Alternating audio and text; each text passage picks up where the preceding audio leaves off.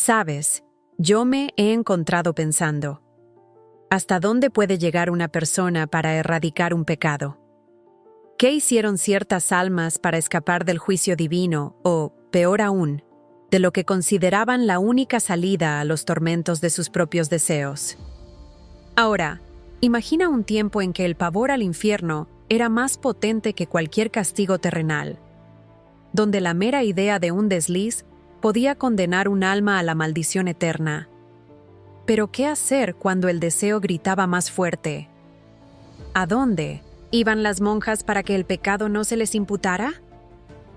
Esa es una pregunta que pocos se atreven a responder. La respuesta, lo juro, te va a sorprender, quizás incluso a impactar, porque lo que sucedía en los monasterios, lejos de los ojos del mundo, revela secretos sombríos que la propia historia intentó esconder. Lo que voy a desvelarte ahora son prácticas increíbles, decisiones extremas y el límite de la desesperanza humana. ¿Qué podría ser más aterrador que el sufrimiento eterno? Desde los primeros días del cristianismo, la idea del infierno sirvió como uno de los pilares más sólidos para mantener a los fieles a raya. La creencia de que cualquier transgresión condenaría el alma a una vida repleta de culpa, arrepentimiento e intentos desesperados de expiación. Pero para algunas, especialmente las mujeres reclusas, enclaustradas, la carne se convertía en un campo de batalla implacable. Las monjas vivían en un mundo donde todo intensificaba el miedo al infierno. Desde las predicaciones de los sacerdotes hasta los escritos religiosos, todo apuntaba a un destino terrible en caso de desobediencia a las reglas. El fuego eterno, el dolor sin fin, el destierro de Dios. Para las pecadoras, no había salvación, a menos que encontraran una manera de hacer desaparecer el pecado. Pero, ¿cómo borrar algo tan absoluto? ¿Sería por la confesión? ¿Por el arrepentimiento? ¿O existían otros medios? Dentro de los muros de los monasterios, lejos de los ojos de la sociedad, algunas monjas encontraron soluciones inesperadas. Algunas, movidas por el pavor y por la creencia de que podrían engañar incluso a los ojos de Dios, buscaban castigar lo que consideraban su falta. Practicaban la autoflagelación, usando látigos de cuero para infligir dolor a su propio cuerpo. Esto no era solo una forma de penitencia, era un intento real de equilibrar el pecado con el sufrimiento, creyendo que podían pagar por sus errores, aquí en la tierra, y escapar de los tormentos eternos. Otras fueron aún más lejos, buscando maneras de impedir que sus acciones fueran descubiertas. Monjas, en completa desesperación, recurrían a métodos radicales para ocultar las consecuencias del pecado, eliminando cualquier evidencia antes de que alguien lo supiera. Al fin y al cabo, la sociedad no toleraba errores de mujeres religiosas. A diferencia de los hombres de la Iglesia, que a menudo lograban camuflar sus deslices sin graves consecuencias, las monjas sabían que el juicio sería implacable, no solo por parte de sus superioras, sino también de la comunidad. Detrás de las paredes de piedra, donde el acceso al mundo exterior era restringido, los monasterios guardaban no solo votos de castidad y fe, sino también secretos que la historia intentó sepultar.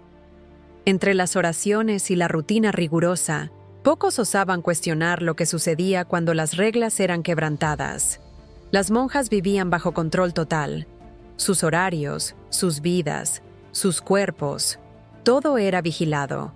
Sin embargo, no estaban inmunes a los deseos y tentaciones. Algunas resistían, otras intentaban reprimirse, pero había aquellas que cedían y necesitaban encontrar formas de esconder sus transgresiones. Los monasterios eran verdaderas fortalezas. Las visitas de extraños eran raras y cuando sucedían, eran meticulosamente monitoreadas. Este aislamiento contribuyó a que muchos secretos fueran enterrados en aquellas paredes. Manuscritos antiguos, ¿sabes?, revelan que en algunos casos, cuando una monja quedaba embarazada, algo absolutamente impensable para la época, existían estrategias para lidiar con esa prueba del pecado. Algunas instituciones religiosas trasladaban secretamente a las mujeres a monasterios más remotos, donde los partos tenían lugar en secreto. Otras historias son más sombrías. El miedo al escándalo, en lugar de la misericordia, conducía a soluciones terribles. En varias ruinas de monasterios se han descubierto túneles subterráneos y cámaras secretas. Los historiadores creen que estos lugares servían para esconder no solo a niños, sino también los cuerpos de aquellos que no sobrevivieron a las consecuencias de sus pecados. Al investigar los antiguos monasterios, algo me salta a la vista: la inquietante ausencia de documentos oficiales sobre ciertos eventos. Para mí, esto solo refuerza la sospecha de que muchas prácticas fueron deliberadamente borradas de la historia. El silencio, me di cuenta, no era una excepción, sino la norma. ¿Y qué sucedía en aquellos lugares? Los castigos, descubrí, eran severos. Algunas de las monjas eran encerradas en celdas oscuras durante semanas, viviendo solo de pan y agua. Otras eran forzadas a trabajos extenuantes. Pero cuando la mera penitencia no bastaba para borrar los rastros del pecado, se empleaban métodos aún más drásticos. Al fin y al cabo, la Iglesia necesitaba mantener su imagen intacta. Si los monasterios fueran vistos como reductos de pecadores, la fe del pueblo se vería socavada. Todo tenía que resolverse internamente, lejos de los ojos curiosos del mundo exterior. Lo que realmente se escondía detrás de esas paredes jamás será totalmente revelado. Pero una cosa es segura: los monasterios guardaban secretos que, hasta el día de hoy, me provocan escalofríos. Todavía hoy me pregunto, ¿cómo lidiar con la naturaleza humana en un ambiente de tanta represión? El deseo para ellas era visto como una debilidad, una prueba enviada por el propio diablo para desviar las almas del camino de la santidad. Pero ¿cómo huir de algo tan intrínseco al ser humano? Incluso con votos de pobreza, castidad y obediencia, no todas lograban suprimir completamente sus impulsos más primarios. El miedo al infierno era palpable, y la tentación podía surgir de innumerables formas. No era solo la atracción física lo que era condenado. Incluso el simple pensamiento era considerado un pecado grave. Desde muy temprano, las jóvenes novicias eran adoctrinadas. La vigilancia extrema era la única ruta para evitar la tentación.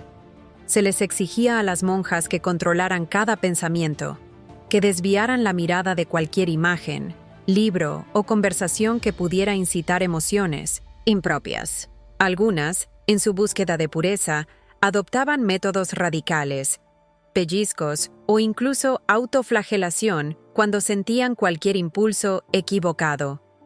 Una práctica común, aprendí, era buscar refugio en la fe. Si una monja se sentía tentada, debía orar incesantemente hasta que el pensamiento se disipara. Algunas pasaban horas de rodillas, implorando a Dios que alejara la tentación. Además, había reglas estrictas de distanciamiento. El contacto físico entre las monjas y cualquier otra persona estaba severamente restringido. Incluso las conversaciones prolongadas con miembros del clero podían levantar sospechas. Si una monja era vista conversando con un sacerdote por mucho tiempo, eso ya era motivo de desconfianza. Otro método para alejar la tentación era la privación de comodidades. Algunas órdenes religiosas incentivaban el uso de ropas rústicas, de tejidos ásperos, para que el cuerpo jamás sintiera placer físico. Otras adoptaban hábitos extremos, como dormir en camas de madera o en el suelo, para no dar espacio a pensamientos pecaminosos. Y había monasterios que implementaban la vigilancia colectiva. Se instruía a las monjas para que se delataran unas a otras si notaban cualquier comportamiento sospechoso. Esto creaba una atmósfera de miedo constante, donde cualquier desliz podía ser castigado. Incluso con toda esa opresión, algunos impulsos simplemente no podían ser contenidos. Y cuando esto sucedía, los métodos para lidiar con ellos eran ocultos, muchos de ellos descubiertos solo siglos después, en registros ocultistas o en las antiguas estructuras de los propios monasterios. Cada monasterio, según entendí, seguía un conjunto riguroso de reglas para mantener a sus monjas en el camino de la santidad. Estas normas se fundamentaban en los principios de castidad, obediencia y aislamiento del mundo exterior. Sin embargo, Algunas de estas reglas eran extremas, concebidas para crear un ambiente de represión y temor que me sigue impactando hasta el día de hoy. Una de las más extendidas era la prohibición total de contacto físico. Las monjas no podían tocar ni ser tocadas por nadie, ni siquiera por otras mujeres dentro del monasterio, excepto en casos de extrema necesidad. Un simple acto de tomar la mano de alguien podía ser visto como algo sospechoso. Otra estricta regulación era la prohibición de conversaciones privadas. Si dos monjas eran sorprendidas conversando en un rincón o demostrando cualquier tipo de intimidad, podían ser severamente castigadas. Este control excesivo buscaba evitar lazos emocionales que pudieran desviarlas de la fe. Además, existían restricciones sobre lo que se podía leer, lo que se podía ver e incluso sobre lo que se podía decir, todo para moldear la mente y el espíritu a la rigidez de la vida monástica. Yo, Catarina, cargaba con el peso de las reglas que moldeaban nuestra existencia en aquellos monasterios. Recuerdo bien los días en que la lectura era un privilegio restringido, casi una prueba. No podíamos tocar libros que no fueran estrictamente religiosos. Cualquier palabra sobre el amor, sobre las complejidades de las relaciones humanas, o incluso la delicadeza de un poema, era vista como una puerta al peligro, a la tentación. Había historias, susurradas entre las hermanas, de tomos encontrados y considerados corruptores, prohibidos para siempre, a veces incluso quemados, para que no mancillaran la pureza del lugar. Pero el control iba mucho más allá de las páginas. Éramos constantemente vigiladas. Las superiores, con ojos siempre atentos, tenían el derecho de reportar cualquier comportamiento que les pareciera sospechoso. Sí, Catarina lo vio de cerca. Incluso la forma en que dormíamos era monitoreada. En algunas casas, las celdas eran inspeccionadas regularmente. Una invasión constante en busca de cualquier desviación. Nuestra vestimenta, por ejemplo, estaba diseñada para ser un escudo contra la vanidad. Un manto que cubría cada centímetro del cuerpo, ancho y sin forma, para evitar cualquier rastro de atracción. ¿Y los espejos? Esos estaban prohibidos por algunas órdenes.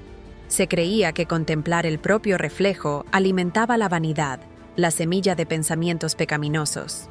Era una batalla constante contra el yo interior. Además de todas estas imposiciones, las penas para quien osara romper cualquier norma eran severas.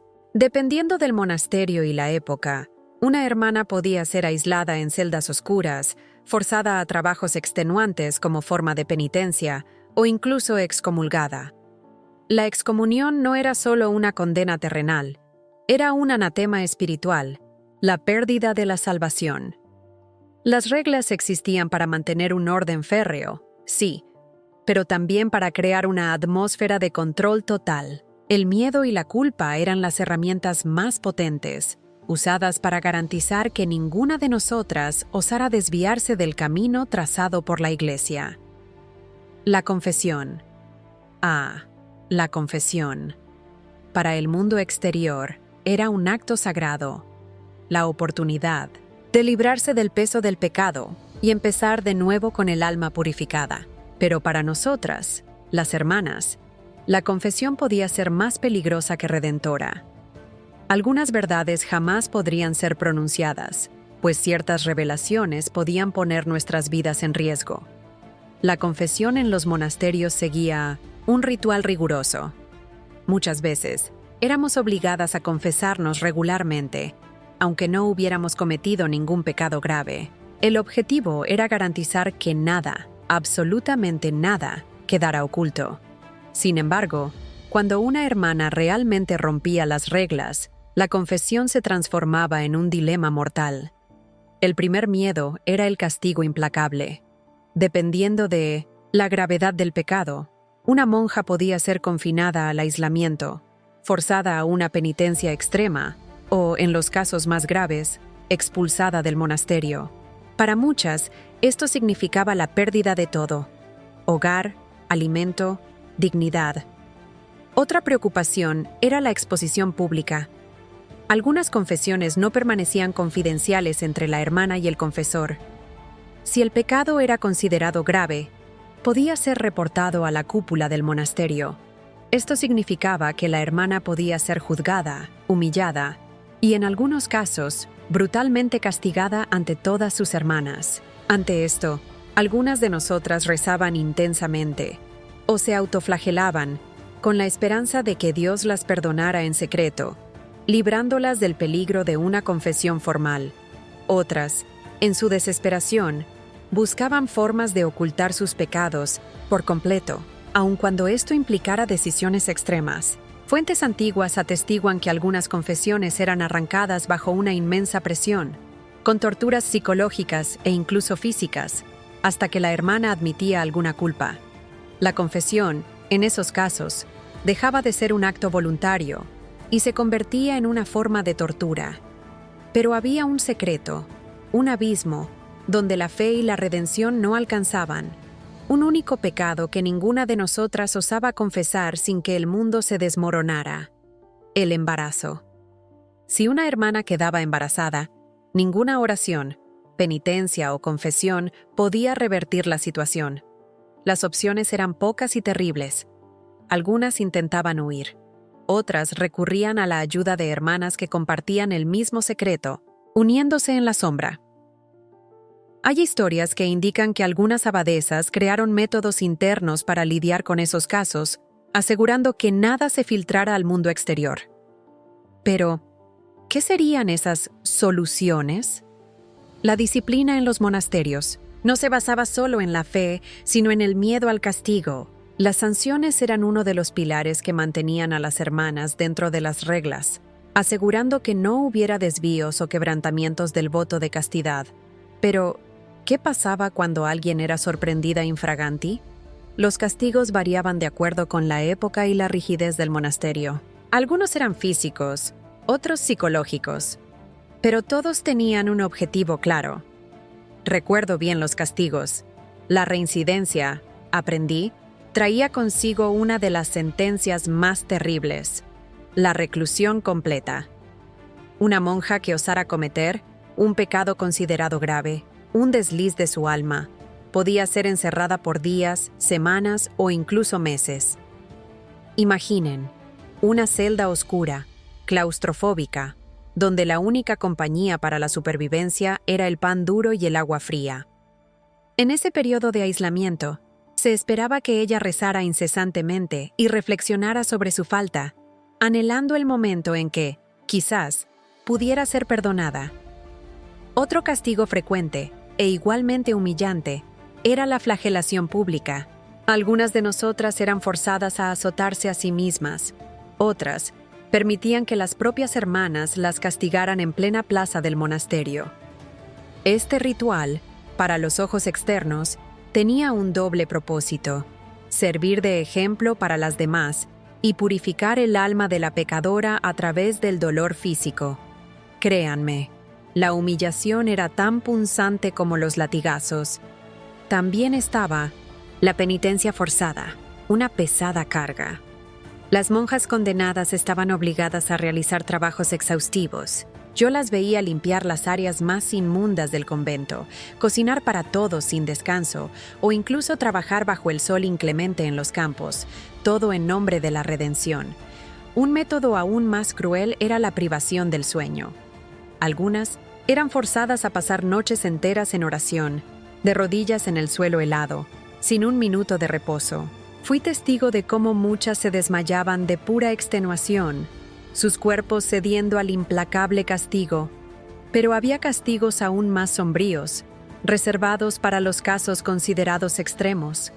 Las monjas que quedaban embarazadas, por ejemplo, eran destinadas a un destino terrible: las celdas subterráneas. En esos calabozos, esas mujeres eran aprisionadas para siempre, lejos de los ojos del mundo, sus vidas borradas. Hay relatos, susurrados en corredores oscuros, sobre antiguos monasterios que escondían verdaderas mazmorras de penitencia, donde mujeres condenadas eran simplemente abandonadas a morir. Arqueólogos, en excavaciones en abadías milenarias, descubrieron restos óseos en paredes y sótanos, sugiriendo que algunas hermanas ni siquiera tuvieron la oportunidad de rogar perdón. Las penas en los monasterios yo comprendía, tenían un propósito brutal: afianzar el miedo y asegurar que nadie se atreviera a quebrantar las reglas sagradas. Pero, ¿qué sucedía?, me preguntaba, cuando un pecado estaba tan bien guardado que nadie siquiera sospechaba. Innumerables monjas, impulsadas por el pavor a la condena o por la necesidad de proteger sus propias vidas, descubrieron formas ingeniosas de ocultar sus errores. No todo desliz, al fin y al cabo, era descubierto. Pero ¿cómo, después de todo, mantener en secreto algo tan prohibido en un ambiente tan riguroso y vigilado? La primera forma de ocultación era el silencio absoluto. Cuando una hermana quebrantaba una regla grave, la única oportunidad de escapar del castigo era jamás dejar rastro. Esto significaba que, si cometía un pecado carnal, jamás podría compartir el secreto con nadie, ni siquiera en la confesión. Pero, ¿y si el pecado dejaba huellas, algo que el silencio no pudiera borrar? Algunas historias sugieren que se usaban códigos secretos dentro de los muros. Monjas que necesitaban esconder algo recurrían a pequeñas marcas en los pasillos, notas con tinta invisible, o incluso objetos dispuestos de forma peculiar para enviar mensajes sin levantar sospechas. El embarazo, por ejemplo, era un abismo de desesperación. Si una monja quedaba embarazada, su vida corría un riesgo inminente. Algunas, en pura desesperación, intentaban atar el vientre con vendas apretadas para disimular los signos. Otras pasaban la mayor parte del tiempo en la enfermería, donde la hermandad, quizás, se volvía cómplice. Hubo niños que nacieron sin que el mundo exterior se enterara siquiera de su existencia. Y hay registros, dolorosos, de bebés abandonados a las puertas de las iglesias, posiblemente dejados por monjas que nunca fueron descubiertas. Otro misterio guardado bajo 7 llaves eran los túneles secretos. Algunos monasterios antiguos poseían pasadizos subterráneos que conectaban la abadía con el mundo exterior o con otras dependencias. Eran rutas de escape, o quizás caminos, para ocultar aquello que debía ser guardado a toda costa.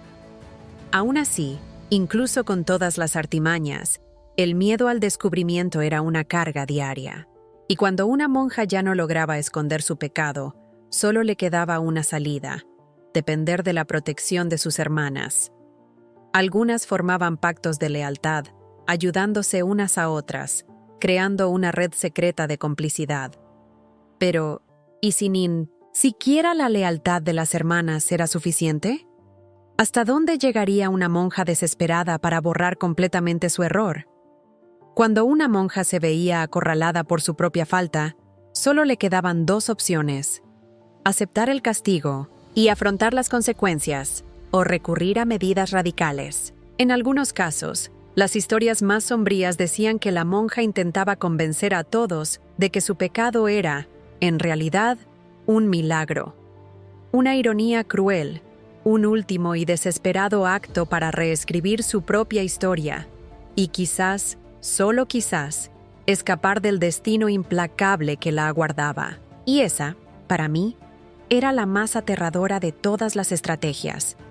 Siempre me dijeron que los monasterios eran refugios de santidad, lugares donde reinaba la pureza.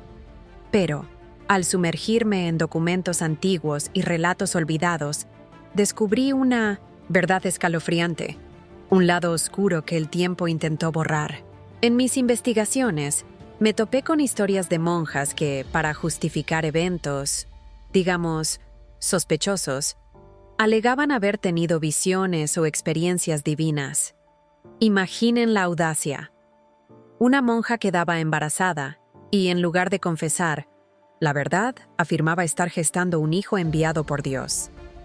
Una estrategia arriesgada, sin duda, pero que en ciertos momentos funcionaba. Era una forma de ganar tiempo, de desviar la atención. Otras, buscando protección, intentaban probar su santidad con supuestos milagros dentro del propio monasterio. Hablo de días de ayuno extremo, exhibiciones de falsos estigmas o incluso la simulación de posesión por fuerzas divinas. Todo para desviar la atención del verdadero problema: para crear una cortina de humo que las protegiera del castigo. Pero no todas tuvieron la misma suerte o la misma astucia. Para aquellas que no lograron librarse, los registros apuntan a algo aún más sombrío: desapariciones misteriosas. Monjas que, de un momento a otro, simplemente desaparecían. ¿Qué les pasó? Una de las teorías que encontré es que algunas lograron escapar para siempre. Abandonar la vida religiosa era un riesgo inmenso, una afrenta imperdonable. Pero sí, algunas lo lograron. Hay registros históricos de mujeres que, al ser descubiertas, recibieron ayuda externa y escaparon antes de ser castigadas.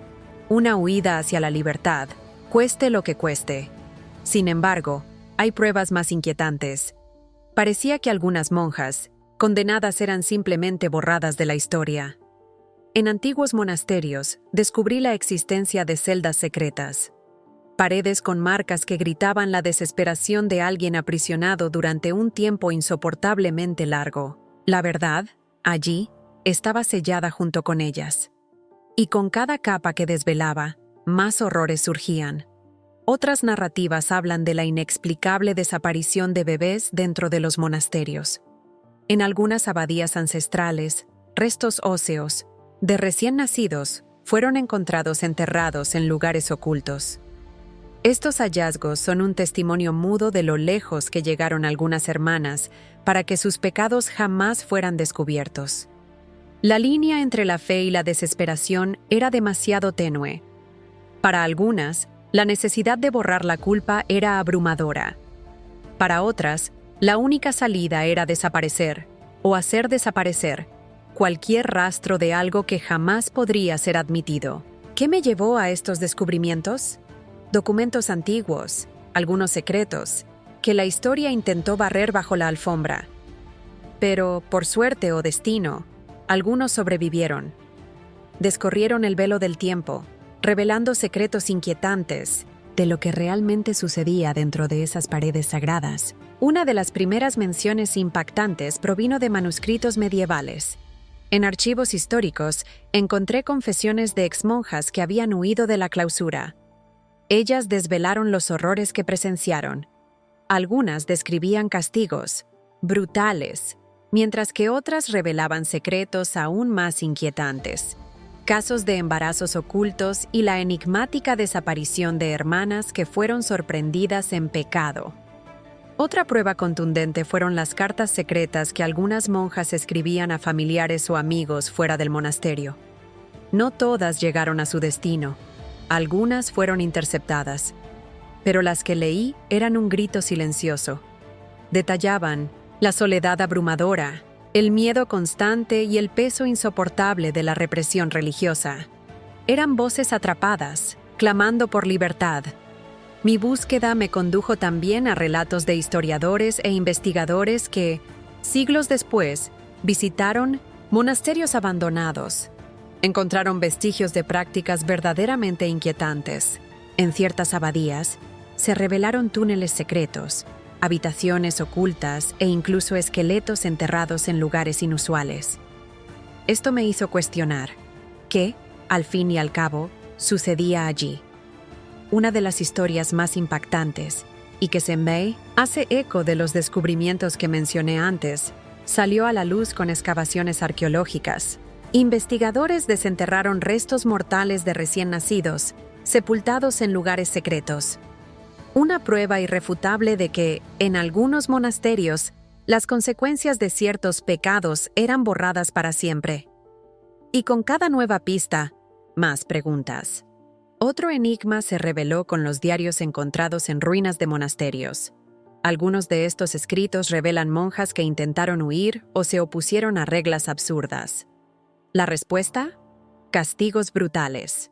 Hay menciones de hermanas encerradas durante meses en celdas minúsculas, solo por atreverse a cuestionar la rigidez del sistema. Estas narrativas dejan claro, detrás de la fachada de santidad, las abadías escondían verdades sombrías. Aún así, incluso con todos estos descubrimientos, muchas preguntas me persiguen y permanecen sin respuesta. ¿Qué pasó realmente con aquellas monjas que se desvanecieron sin dejar rastro? ¿Quién ocultó estos secretos por tanto tiempo? Y lo más inquietante, ¿cuántas otras verdades siguen selladas, esperando ser desenterradas? Siempre se nos enseñó que la fe debía ser más fuerte que cualquier deseo humano. Pero, en realidad, dentro de los muros del monasterio, yo, Catalina, fui testigo de una lucha incesante, la fe contra la tentación. Algunas hermanas, sí, lograban resistir. Otras, sin embargo, cedían y eran duramente castigadas. Pero había un tercer grupo al que sentía que yo pertenecía, aquellas que buscaban un equilibrio delicado entre dos mundos tan opuestos. Y este deseo, créanme, iba mucho más allá de lo físico.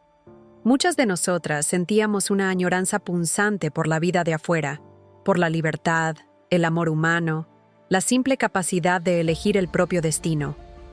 Algunas hermanas, lo sabía, fueron forzadas a la vida religiosa, sin vocación alguna. Sus familias decidieron por ellas. Eran sobre todo estas mujeres las que sentían el peso de la represión de forma más aguda. ¿Cómo lidiar con ese dolor? Algunas encontraron refugio en el arte, una forma silenciosa de gritar. Recuerdo historias, y quizás hasta haberlo visto, de monjas que escribían poemas románticos a escondidas, guardándolos entre las páginas de la Biblia.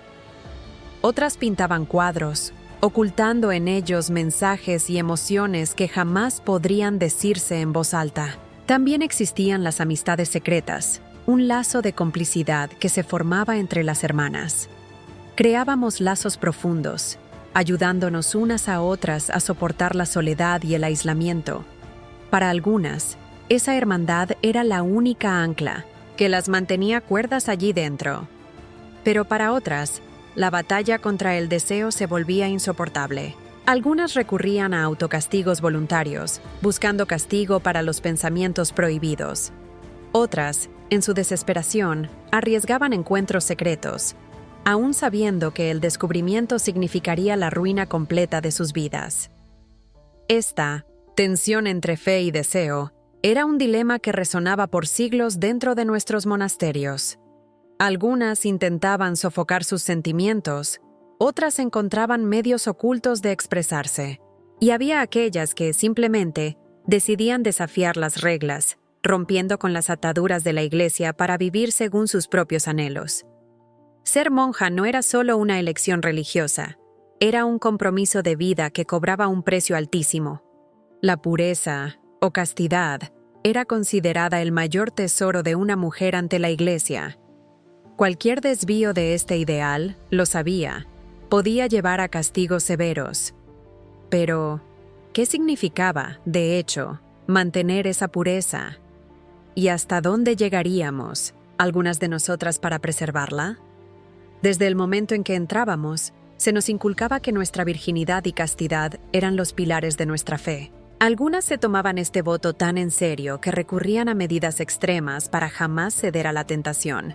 Uno de los métodos más impactantes que conocí era la automutilación, usada como una barrera contra el deseo.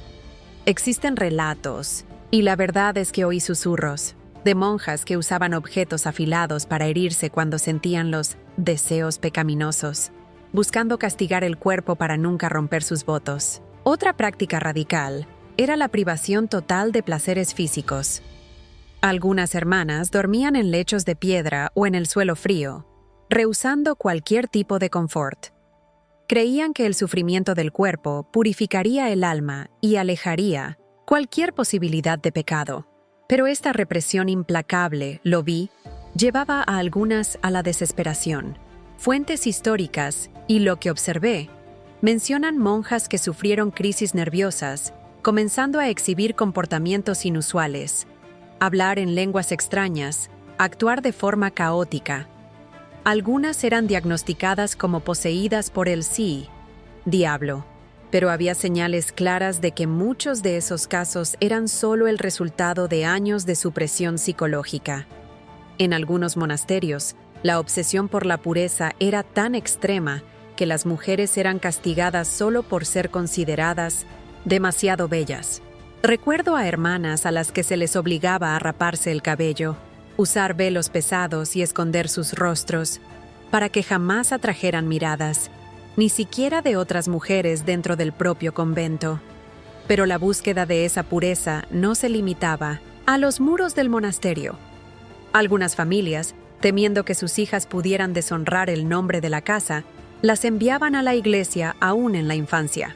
Muchas de esas niñas jamás tuvieron la oportunidad de elegir su vocación.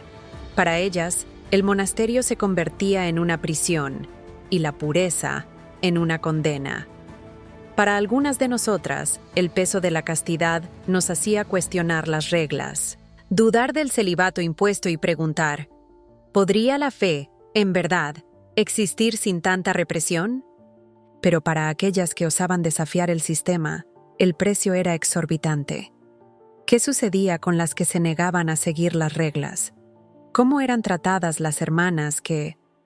Yo, Catalina, siempre creí en la santidad de los monasterios, pero la verdad que desenterré es una historia de desafío, de un camino diferente que la Iglesia intentó, en vano, enterrar.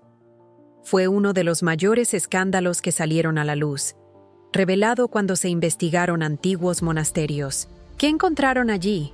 Restos mortales espeluznantes, huesos enterrados en lugares secretos, túneles desconocidos y diarios ocultos. Narraban una vida de miedo, opresión y misterios inefables que muchas monjas fueron forzadas a vivir. Yo misma vi las pruebas de lo que arqueólogos e historiadores desenterraron en abadías abandonadas, esqueletos de bebés.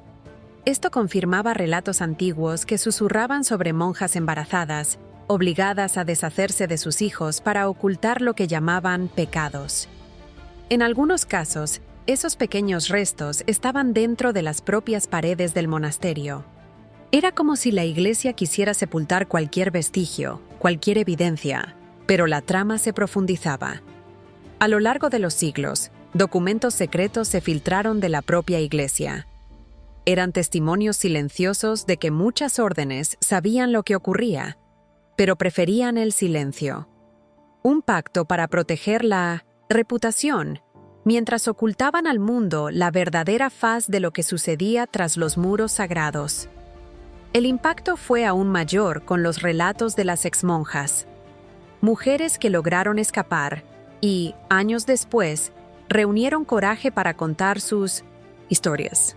Algunas confesaron que fueron forzadas a hacer votos contra su propia voluntad. Otras describieron una vida de desesperación, intentando sofocar deseos humanos, siendo castigadas por algo tan natural como la propia existencia.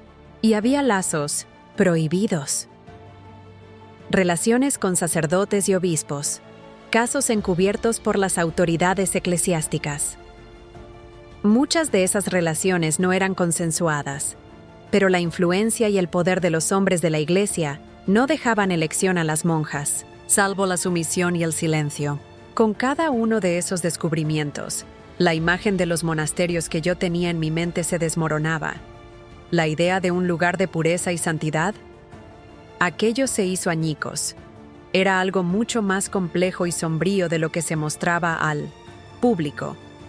Con tantos secretos revelados, una pregunta resuena en mí: Catalina, ¿qué más queda de esta sombría historia? ¿Los monasterios aún guardan misterios? ¿O todo finalmente salió a la luz? Aunque muchas de esas prácticas hayan quedado en el pasado, algunas sombras se ciernen sobre la Iglesia hasta hoy. Siguen surgiendo relatos de abusos en instituciones religiosas, y muchos de esos lugares han sido cerrados a lo largo de los siglos. Otros reformaron sus reglas, buscando un camino menos riguroso. La vida en un monasterio ya no es tan severa como antes, pero eso no significa que el pasado esté olvidado. Descubrimientos recientes en abadías antiguas muestran que no todos los secretos han sido desvelados. Túneles subterráneos aún se encuentran en construcciones abandonadas y manuscritos ocultos siguen siendo analizados por historiadores, forzándolos a admitir los errores del pasado. En algunos países, investigaciones en monasterios generaron escándalos que sacudieron los cimientos. Todavía me pregunto, Catalina, ¿qué sucedió realmente dentro de aquellos monasterios? Algunas monjas se llevaron sus secretos a la tumba, en un silencio eterno. Quizás ciertas respuestas nunca se encuentren. ¿Habrá aún más por revelar? ¿O la historia, para mí, ya ha contado todo lo que necesitaba?